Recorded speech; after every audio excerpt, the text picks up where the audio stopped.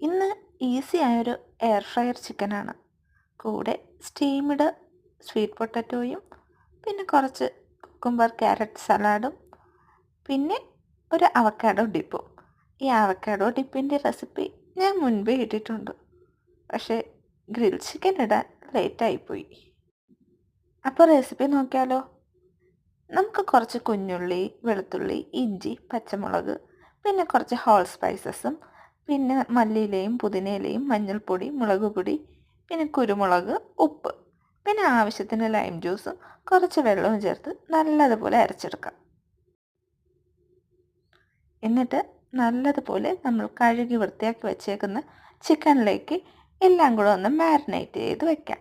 Marinate overnight ചെയ്ത് വയ്ക്കാം, ഇല്ലെങ്കിൽ ഒരു 1 അവറെങ്കിലും കുറഞ്ഞത് ഒന്ന് മാരിനേറ്റ് ചെയ്ത് വെച്ചാൽ ഈ മസാലയൊക്കെ ചിക്കനിലേക്ക് നല്ലതുപോലെ പിടിച്ച് നല്ല ടേസ്റ്റിയായ ചിക്കൻ നമുക്ക് കിട്ടും. പിന്നെന്താ, പെട്ടെന്ന് തന്നെ നമുക്കത് എയർ ഫ്രയർ ചെയ്ത് ഒരു 20 to 30 മിനിറ്റ്സ് അല്ലെങ്കിൽ ചിക്കൻ കുക്കാകുന്നത് വരെ ഒന്ന് നമുക്ക് എയർ ഫ്രൈ ചെയ്തെടുക്കാം. നമ്മുടെ ഈസി എയർ ഫ്രൈ ചിക്കൻ റെഡിയായി. കണ്ടില്ലേ, നല്ല ഈസി ആയിട്ടുള്ള ഒരു ചിക്കൻ റെസിപ്പി, കൂടെ സാലഡും സ്വീറ്റ് പൊട്ടറ്റോയും അവക്കാഡോ ഡിപ്പും. അപ്പോൾ എങ്ങനെ, ഉഷാറല്ലേ?